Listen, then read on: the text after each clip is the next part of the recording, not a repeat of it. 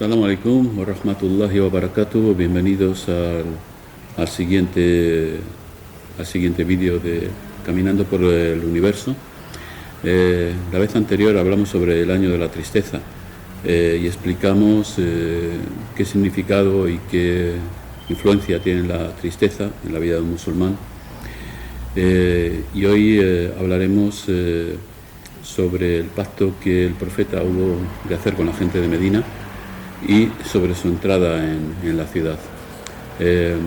Como hemos dicho, muchos musulmanes de Meca hubieron de salirse al desierto fuera de Meca porque no eran admitidos en la ciudad. La situación se había vuelto muy violenta con ellos. La vida se había vuelto difícil y solamente podían resistir los musulmanes que de alguna manera habrían tenido siempre influencia en el mundo social de la ciudad. Entre ellos Umar, Hamza y los primos del profeta Jafar y Ali ibn Abu Talib. En esta situación, algunos musulmanes debieron huir a Medina porque el profeta soñó con una extensión de tierra regada que estaba entre dos masas de lava, entre dos montañas, dos elevaciones del terreno que estaban compuestas por lava. Entonces él interpretó que era Medina y envió a musulmanes para que emigraran allí. Uno de ellos, todo esto empezó cuando recibió el beneplácito de 6 musulmanes de Medina que vinieron y que aceptaron el Islam. Ellos fueron allí, hablaron a sus gentes. El profeta envió a Musab de la tribu de Abduddar para enseñarles el Islam, enseñarles a practicar y poco a poco se fueron haciendo más musulmanes. En Medina había un problema entre dos tribus rivales. Una de ellas se llamaba Aus y otra Hatrach, que siempre habían estado en guerra. Es decir, siempre ha habido una rivalidad enorme entre ellos, siempre habían estado guerreando. Cuando una guerra terminaba, una batalla terminaba a favor de unos, el otro quería vengarse y así sucesivamente hasta nunca acabar. Bien, la gente que se convirtió primeramente era de la tribu de Hatrach, en Medina, pero por las circunstancias de la vida pues se habían formado familias mixtas, ya que bueno, mediante el matrimonio pues había habido alguna mezcolanza entre las dos tribus. Entonces ellos al llegar a Medina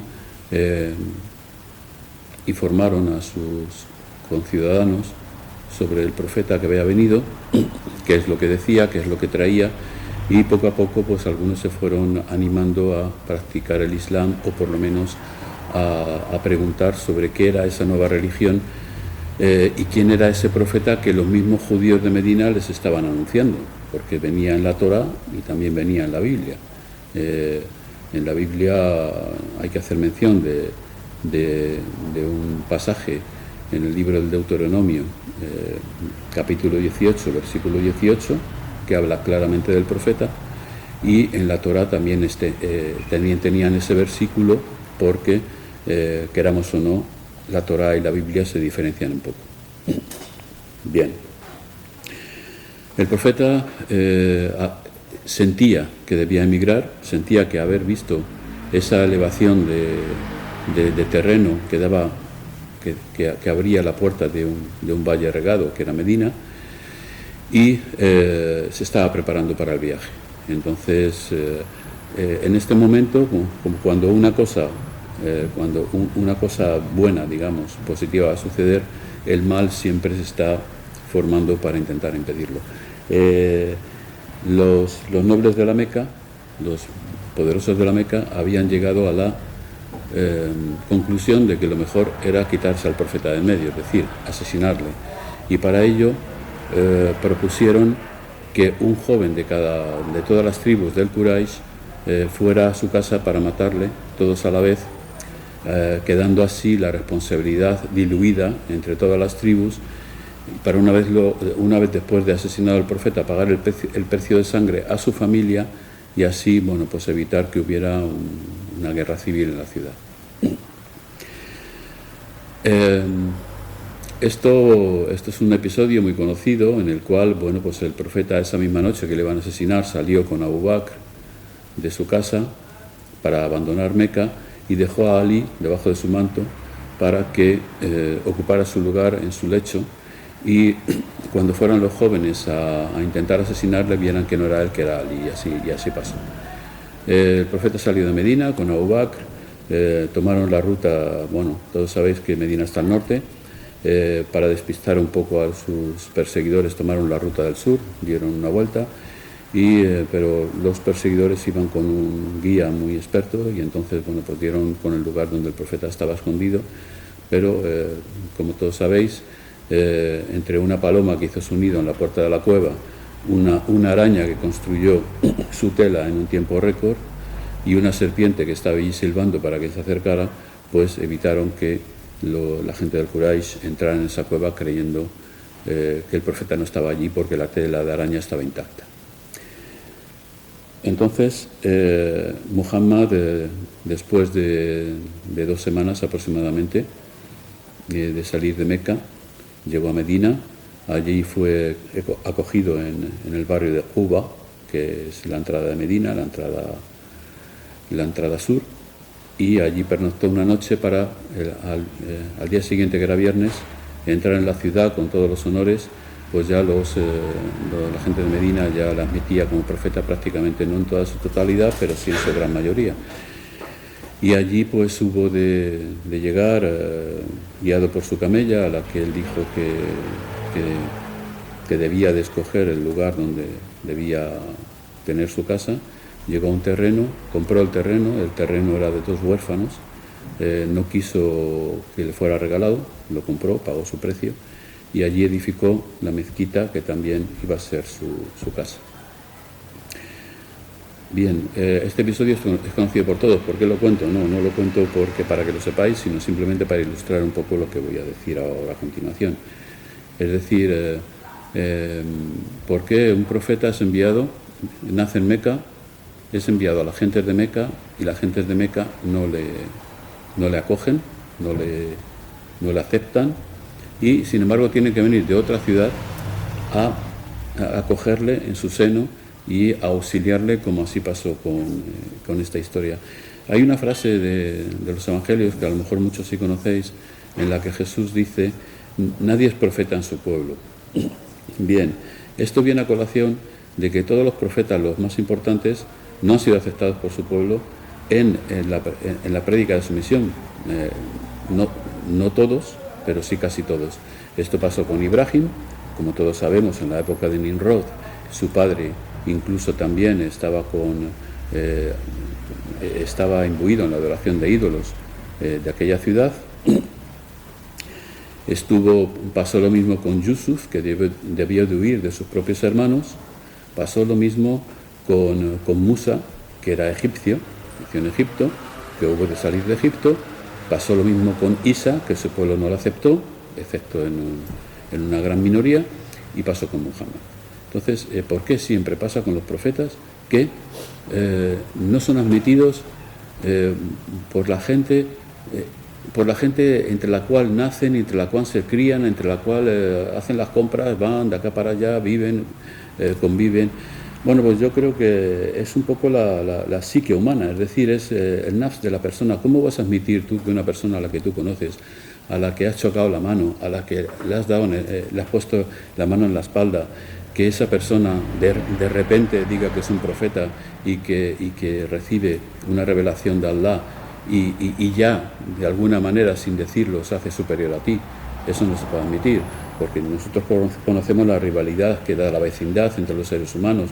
Todo el mundo quiere ser mejor que el otro, todos quieren aventar sus facultades, sus buenas, sus habilidades, etc. Y yo creo que es por este motivo porque el que casi nadie, o en casi ningún pueblo, se admitió a un profeta que hubiera nacido allí. Es un poco la incredulidad de que una persona que se conoce a fondo o que se cree conocer pueda en un momento dado recibir algo que está por encima de la comprensión de los seres humanos. Entonces hay algo que se mueve en el interior de las gentes que no la admite, y en el caso del profeta pues ya no solamente fue esto, sino que fue el hecho de que el profeta vino a cortar con todas sus costumbres de adoración de ídolos, y también de que es que ellos incluso llegaban a asesinar a sus propias hijas cuando eran primogénitas, y todo eso, renunciar a todo eso, un golpe a todas esas costumbres que ellos mismos habían creado, sus ancestros habían creado, era un golpe muy fuerte que ellos no podían soportar. En Medina vino muy bien que el profeta pacificara la ciudad, es decir, eran dos tribus que siempre estaban peleando, y llega un momento, llega una religión, llega el Islam, que les hace hermanos, que dice que todo el mundo es hermano, y entonces ellos acaban con esa ansia de venganza que tenían los unos hacia los otros por haber unos perdido la guerra contra otros y viceversa. Aquello hermanó a la ciudad, aquello acabó con la penuria de la ciudad, y también pues con una penuria que había hecho ricos a los judíos, hay que decirlo. Los judíos estaban ahí aventando la concurrencia entre unos y otros para que se pelearan y ellos ganar, porque ganar con todo este desaguisado, ¿no? Ellos nunca quisieron gobernar en Medina. Ellos son el pueblo elegido, no tienen por qué gobernar a gente que no son de ellos, y no tienen por qué mezclarse, pero ellos hacían sus negocios, ellos sacaban rendimiento, y su hipocresía llegó hasta tal punto que, a pesar de que en la Torá estaba prevista la venida de un profeta, y que incluso sabían que sus características eran compartidas por ese profeta que vino, no quisieron admitirle. ¿Por qué? Porque no era judío. O sea, es decir, era el mismo sistema del Quraysh, pero extrapolado a su religión. Fue, de alguna manera, negado por el Quraysh y fue negado por los judíos por razones similares. Bien, las cosas para el profeta, para los musulmanes cambian mucho. Es decir, tenía una ciudad en su mano. Ya Meca y Medina eran ciudades equivalentes, lo único que Meca tenía la Kaaba y Medina no, pero Medina, sin embargo, era una ciudad mucho más fértil, mucho más frondosa, la vida era mucho más fácil en Medina que en Meca, y el profeta estaba allí. En el pacto de Aqaba, antes de la entrada en Medina del profeta, los 12 representantes de Medina, 9 del Hazraj y 3 de la Aus, fueron designados por el profeta para organizar lo que se llama la conversión multitudinaria en la ciudad, y fueron ellos los que se responsabilizaron de mantener la ciudad en calma y de tener a los judíos más o menos tranquilos. Estos 12 formaban parte de un grupo de más personas, se cuenta que eran 70, que se convirtieron antes de que el profeta entrara a la ciudad. A partir de ahí hablamos de lo que es una emigración, es decir, el profeta deja a su familia, lo que quedaba de su familia, deja sus costumbres, deja lo que él había vivido durante los primeros 50 años de su vida, y se tiene que mudar a otra ciudad, con todo lo que eso conlleva. Aquellos que hayáis emigrado de vuestro país a otro, yo formo parte de ese grupo, pues os habréis dado cuenta de que es un penar, esta adaptación es un penar porque se corta con aquello a lo que se estaba acostumbrado y se va a lo que es desconocido. Cuando hicieron el pacto de Aqaba, el profeta y la gente de Medina, estos le preguntaron, tenían miedo de que el profeta, si una vez por cualquier motivo los habitantes de la Meca se convertían al Islam, tenían miedo de que abandonara Medina y se fuera otra vez a vivir a Meca, Y entonces él les dijo una frase que es muy difícil de olvidar. Dice: vosotros sois míos y yo soy vuestro. Es decir, hizo un pacto con ellos de no abandonar nunca Medina. Y eso lo mantuvo incluso una vez que Meca fue conquistada y una vez que Meca fue pacificada, como unos años después. La migración.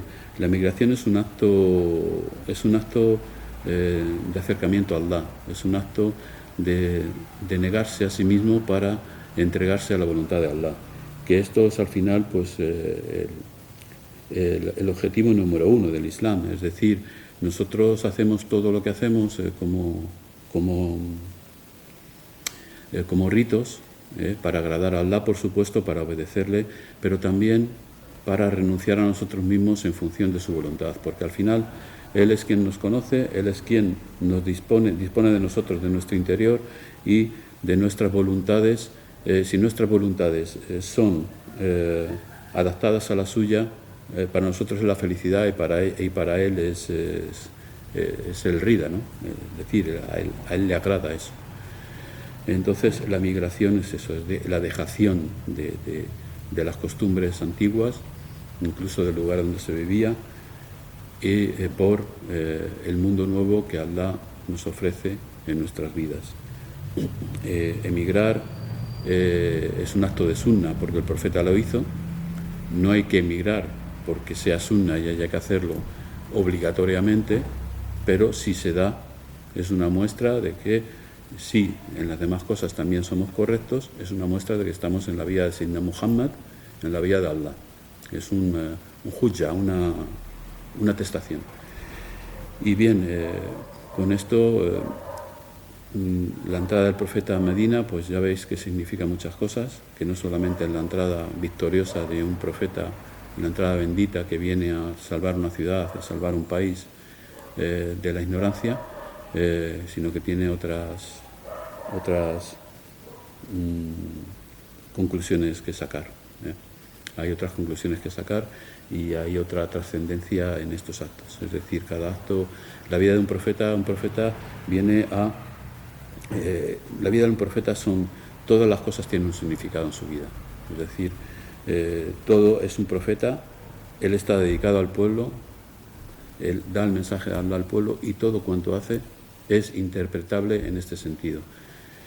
Y seguiremos con las dos famosas batallas de Badr y Uhud, sacando las conclusiones que podamos, tomando como base estos acontecimientos, tal y como lo acabamos de hacer ahora. Assalamu alaikum, rahmatullahi wa barakatuh.